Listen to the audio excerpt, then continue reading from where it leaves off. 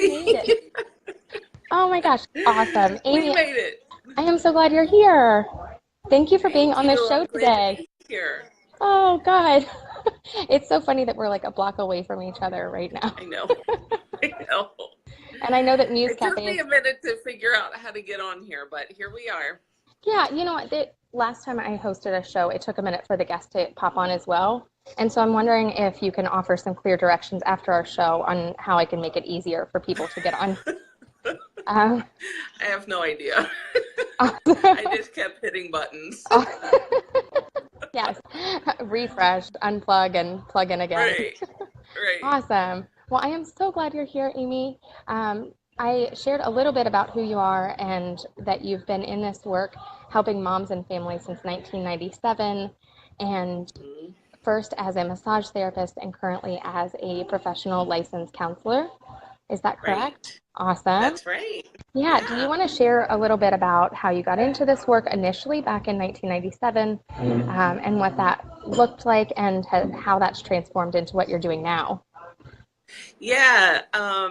So I got my massage license in 1995 and actually just got a brochure in the mail about pregnancy massage, I think in like 96. And it was one of those things where I just knew I had to. There wasn't any kind of calculated, the pros and cons. Should I do this or not? It was just that inner voice that was like, oh, Yeah. you must take this class. And from that, I then started to do pregnancy massage, postpartum massage, and the woman who taught me invited me to teach for her. So it just kept kind of snowballing, and I always know I'm doing the right thing when things are easy, when Yeah. they just come easily. It's not to say it wasn't challenging, because it was.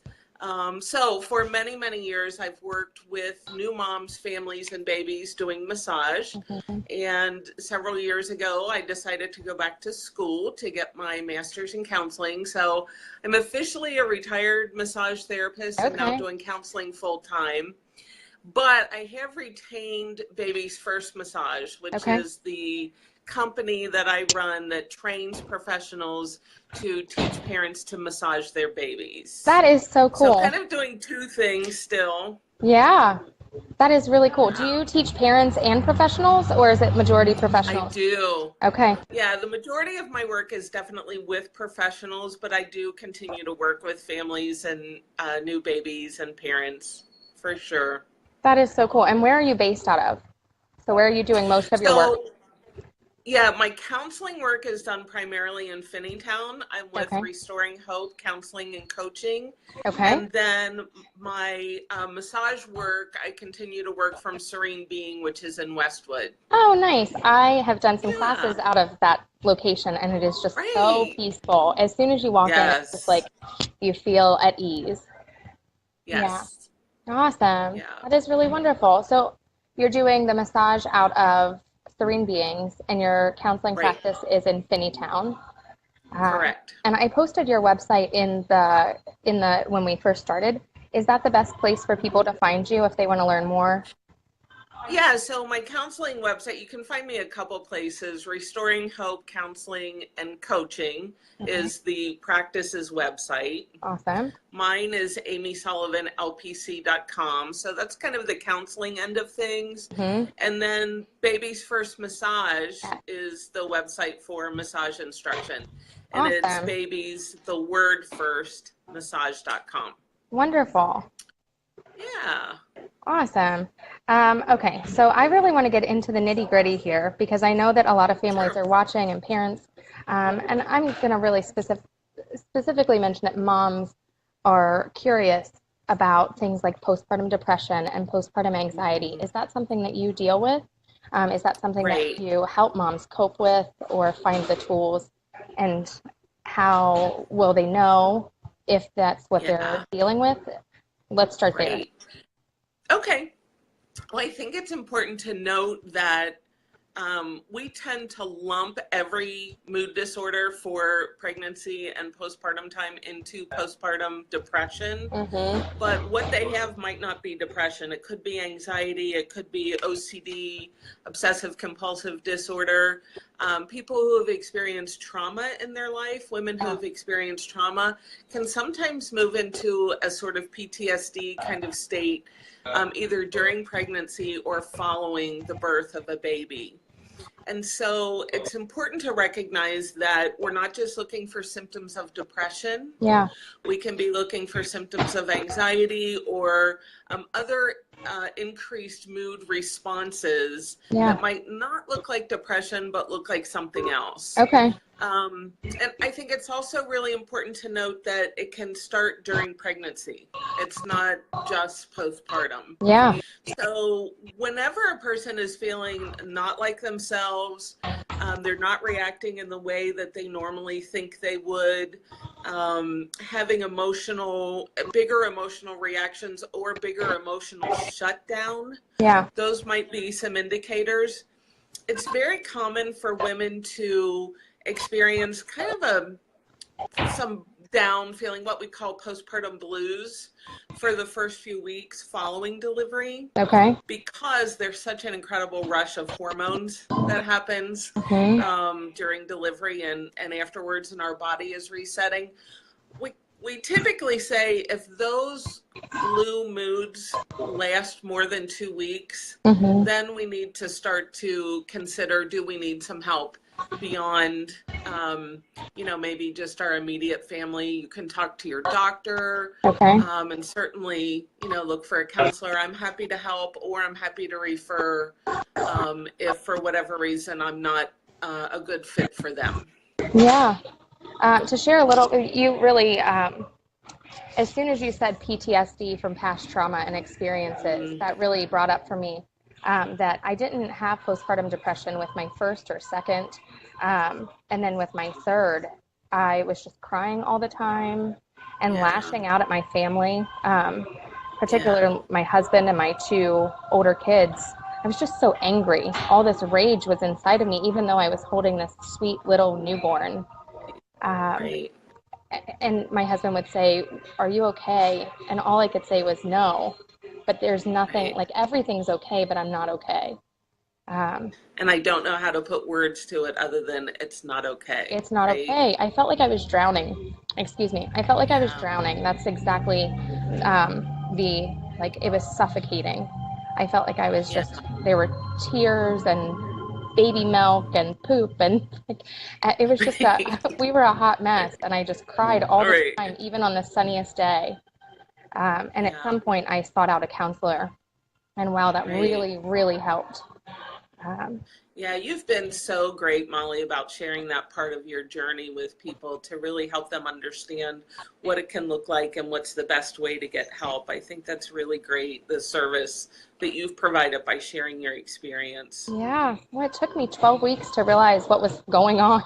And I think I dealt with it for a good 4 to 6 weeks before even putting a name to it.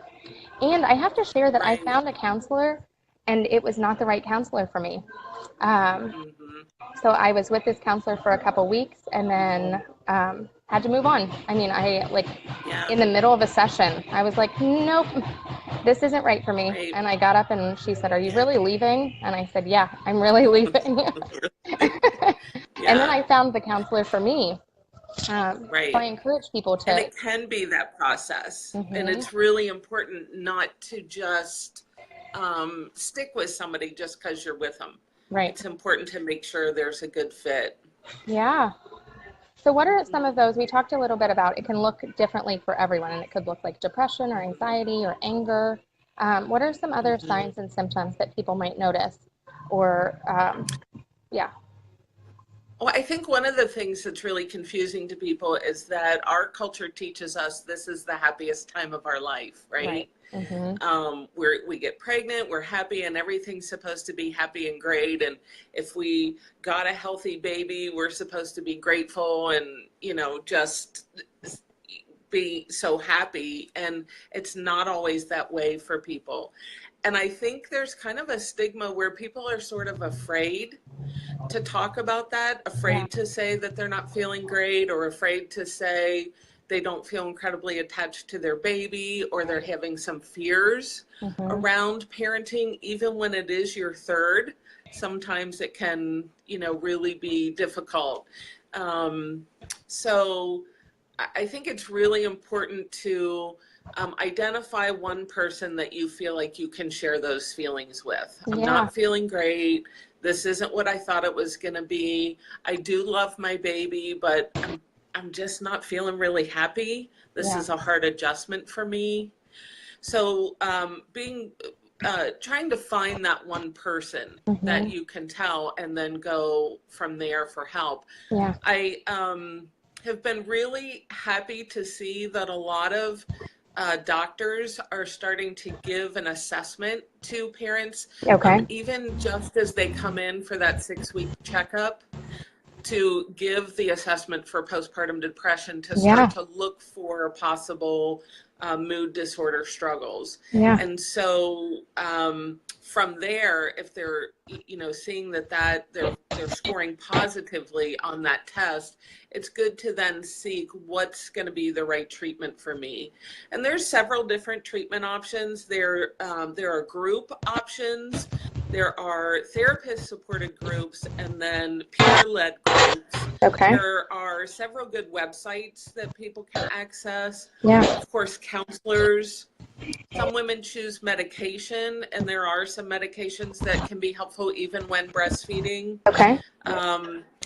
Even when using medicine, I think it's a good idea to do skill building as well. Absolutely. And also have a place to talk through whatever your feelings are. If you're feeling really bad, and again, with the cultural impact of you have a new baby, you should be happy, it can be hard to find that place to say, this is not what I thought it was going to be, this is a lot harder, or whatever they're struggling with. Like you said, I'm just angry all the time and I don't really know why. Yeah, it was miserable. And not only miserable for me, but I mean, once I started seeking help, my family was very supportive and wanted me out of the house into my counselors so that I could get better and feel better. You mentioned that 6-week checkup. And within my own doula practice, I've noticed that it's such a sudden drop off in pregnancy. We go from seeing our prenatal physician or midwife every 4 weeks, and then 2 weeks, and then every week, and suddenly we have our baby and we don't see them again for 6 weeks. So I encourage families prenatally to find a counselor or to find that one person that you mentioned. Just find one person beforehand so that you have someone that you can connect with. And often it's husband or partner is what I've noticed that notices first something's not right. She's not herself. Yeah, she's not herself. And I think a doula is a great person to, you already have that intimate connection with. That might be a person you can call and speak to. But yeah, you're right. This kind of build up to this terrific event, and then boom, you're out, and we'll see you in 6 weeks. See you later. So it's important to note too that a lot of these symptoms will start during pregnancy. Okay. And many of us ignore them because we just think it's pregnancy. And what does that look like? We're told, it can look like the same sort of symptoms, of course, being tired. And then you would say, well, I'm tired because I'm pregnant. I'm cranky because I'm pregnant. I'm angry because I'm pregnant. It's just the hormones. I felt very differently with my 2 pregnancies. I didn't feel any kind of difficult feelings with my first pregnancy. I did with my second. And so kind of like you had, 2 births and postpartum time that were fine. And then on the third one kind of, it ripped, the anger just came, and I felt differently with my 2 pregnancies even. And I just thought, oh, it's because I have a toddler, right? So pregnancy is even harder because I have a toddler.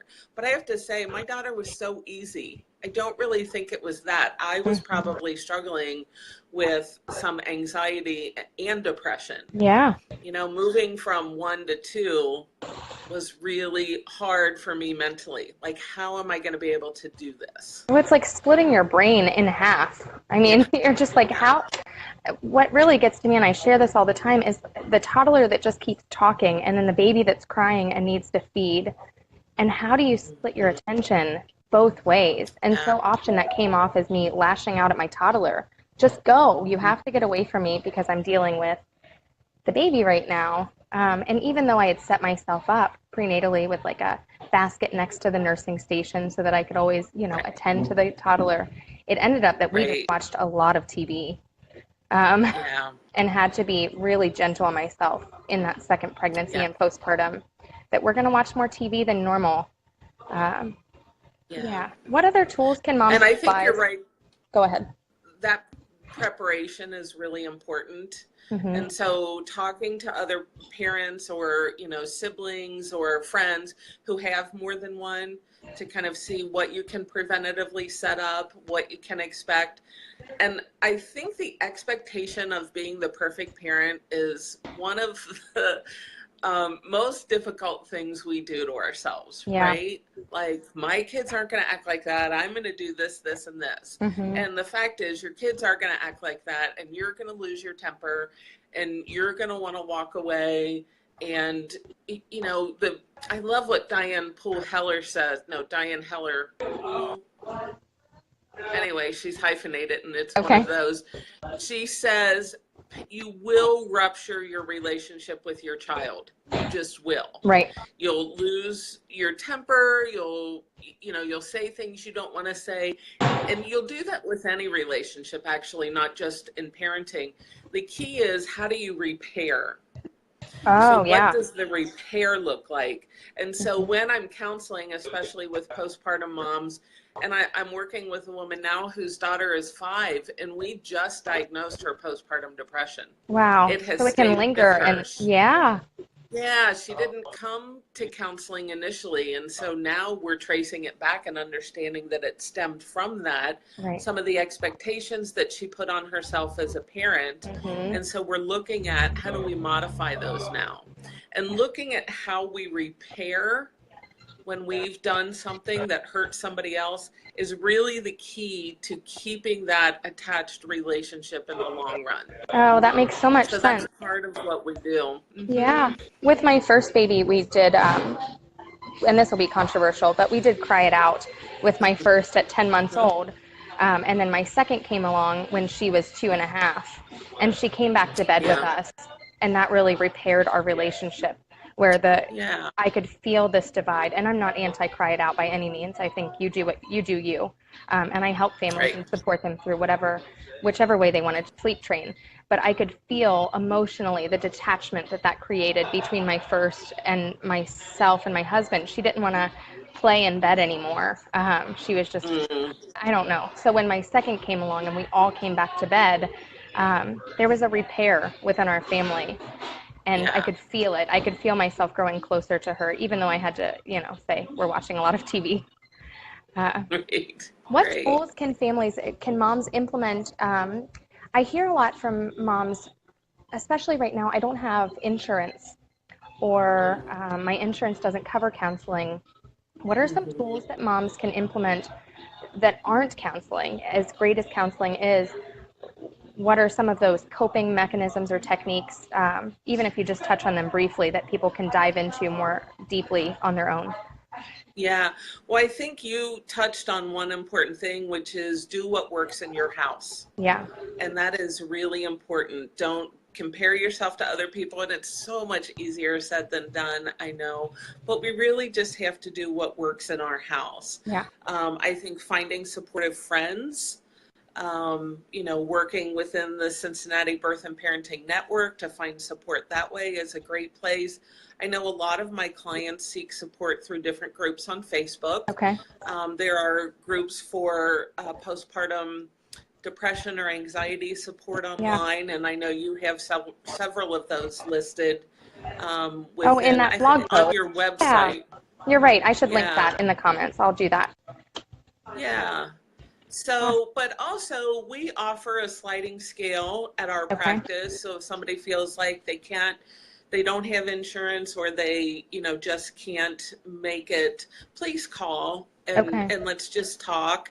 And maybe even through a phone conversation, we can pinpoint some things that might work for that person. That is so wonderful. What a great resource. Remind me again, what is that? Where should they call?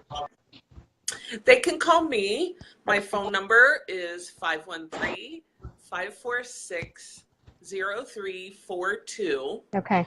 And that's my cell phone, where you'll reach me for making counseling appointments, questions, anything like that. Oh, that's wonderful. I hope your phone starts ringing. Yeah, I know that I there's do moms. too. I know that there's moms that Yeah. are watching and really in the depths of postpartum and even years later struggling with anxiety Yeah. or depression or what are some of the others? OCD. I see that a lot in my practice. OCD. Yeah. The extreme cases that we see are postpartum psychosis. Okay. And it's typically when you hear some of those very drastic stories of mothers who might harm their babies, Yeah. they are typically experiencing postpartum psychosis. Yeah. But there really is help for that condition. People get better from that Yeah. condition. So, but we look at depression, anxiety, post-traumatic stress disorder, obsessive compulsive disorder.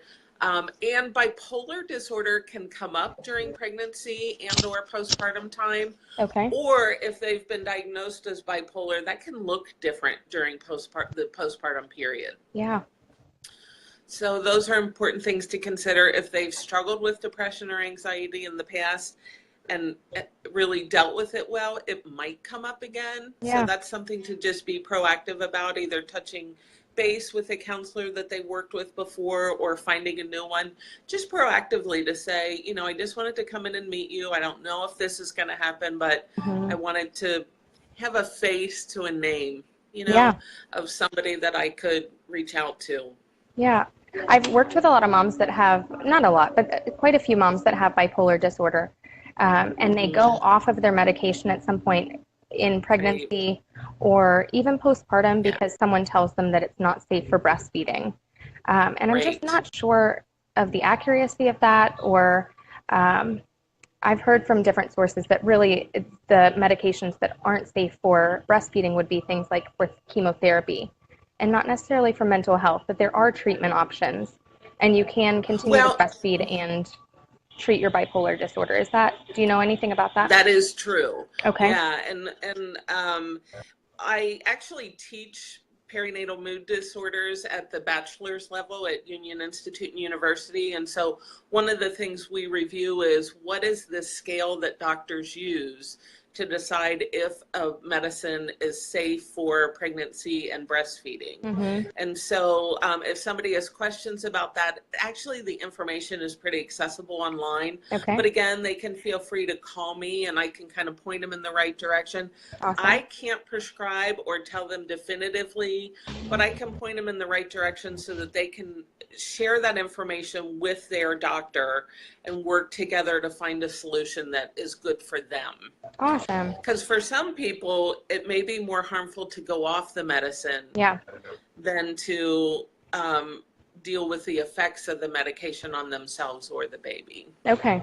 Well, that's wonderful information and such a great resource to connect with you and ask those questions and find where to go next.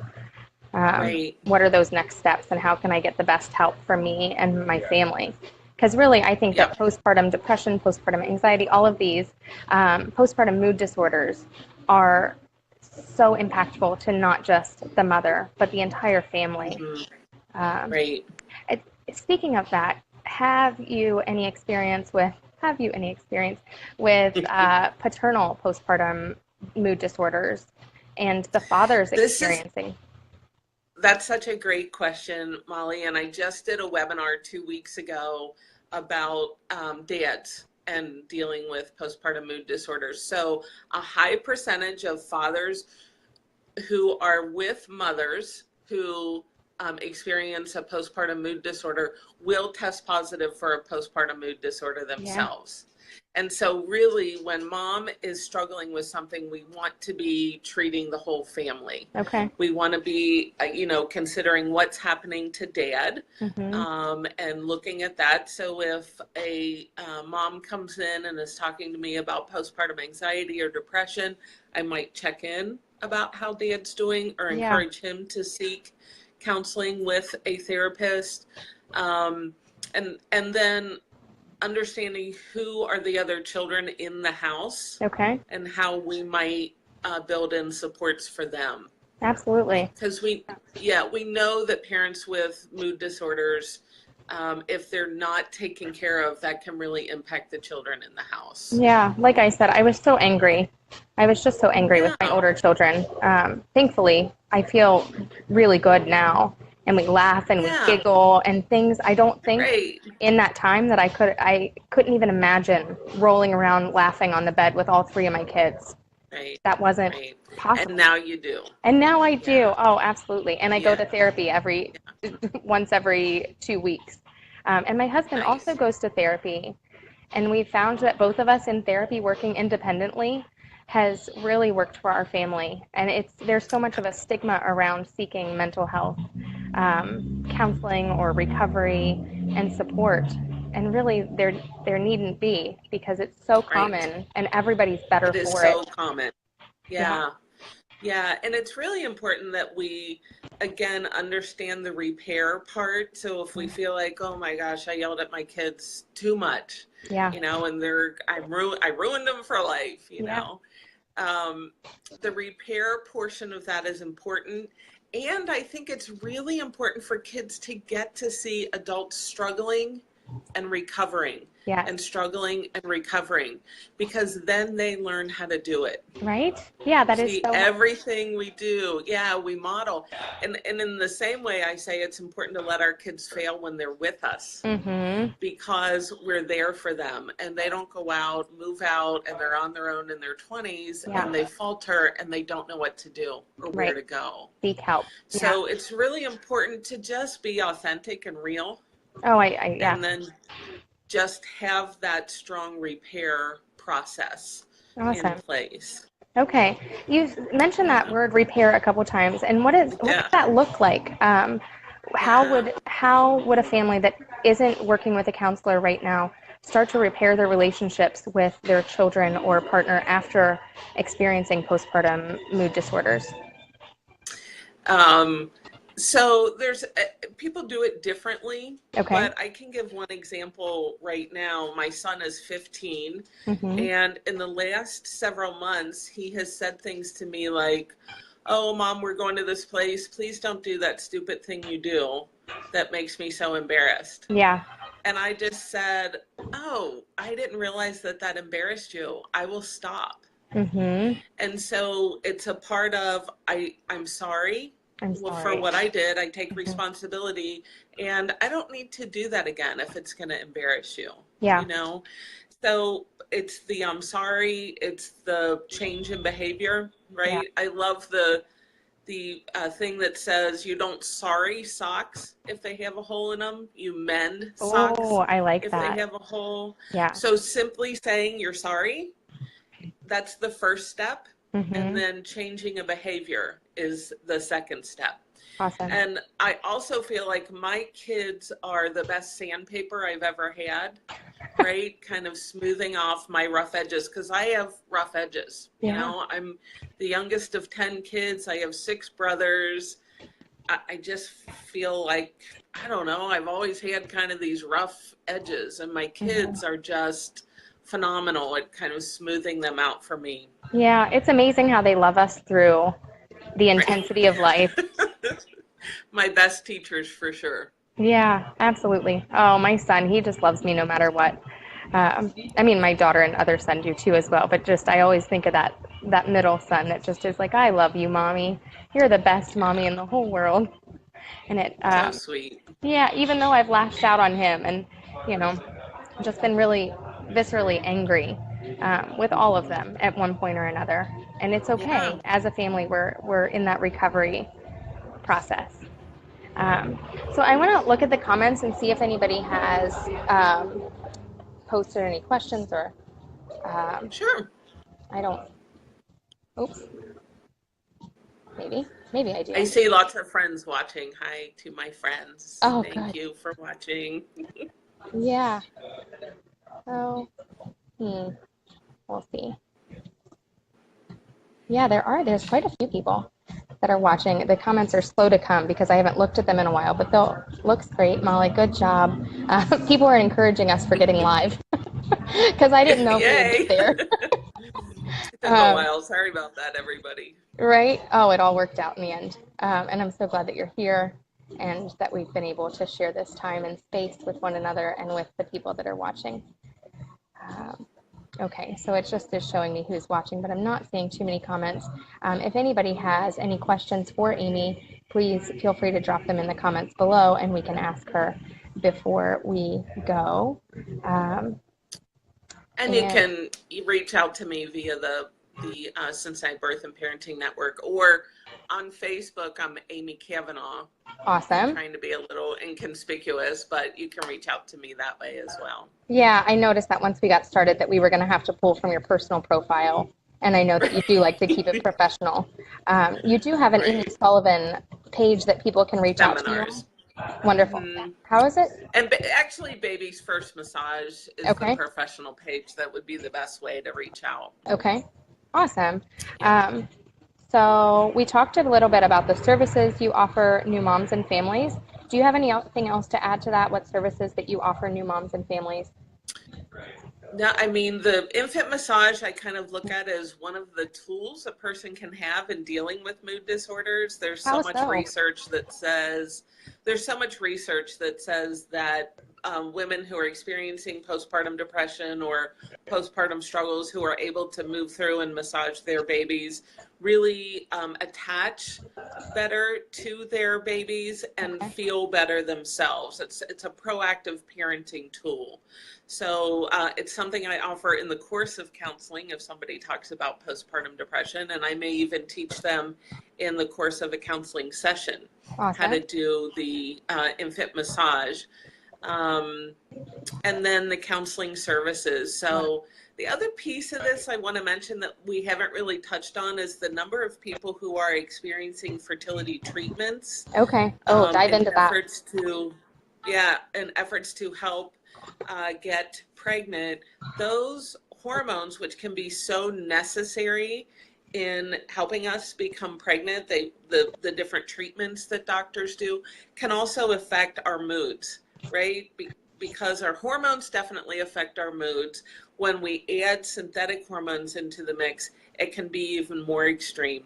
And I think the thing that gets tricky with that is when we go through fertility treatments and so many difficult processes to become pregnant, and maybe we've had some losses through the course of that treatment, and then we finally have a baby and everybody's like, you finally did it, you got your baby. And it can be a more challenging time mood-wise because of the need to really process through the losses they may have experienced. Absolutely. The additional hormones, the different medical procedures.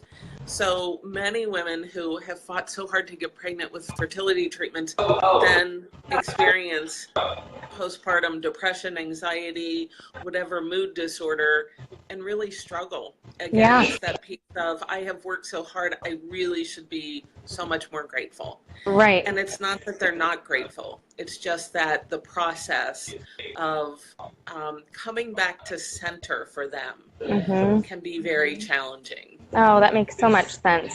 I have several clients and friends that have gone through IVF or IUI or fertility treatments, Clomid, and have gotten to that point in their pregnancy where, you know, they're getting ready to meet their baby, and it's just this bag of emotions.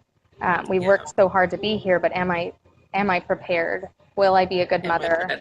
Was this meant to be? You know, like just all of this stuff that comes up and is really normal. And people need somebody to process that through with and talk about it.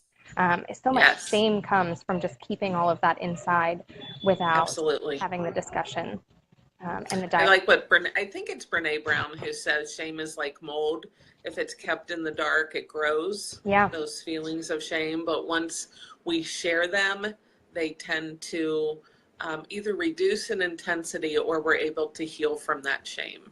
And we live in a culture that is very shaming, frankly, in so many ways.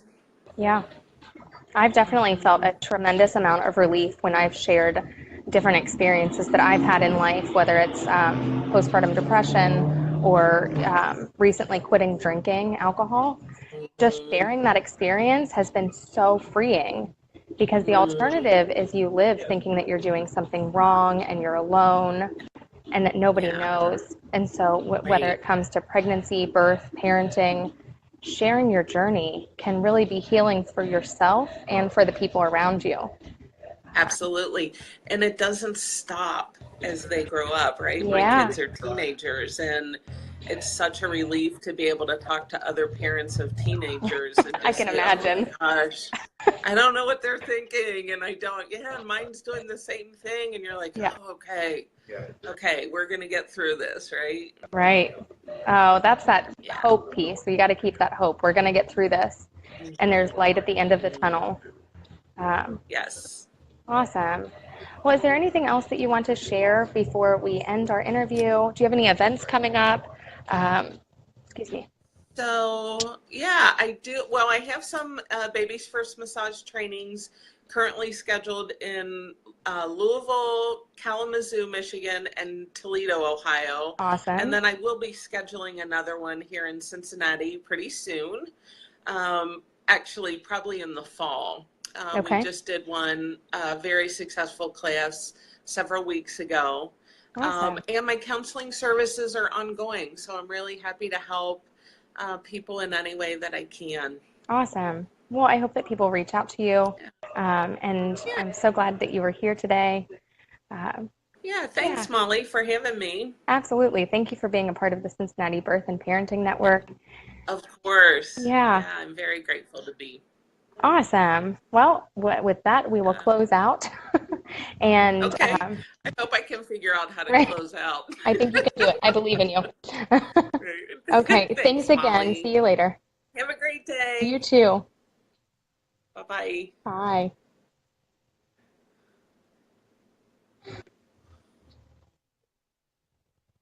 Okay, thank you everyone for being here for the Cincinnati Birth and Parenting Show.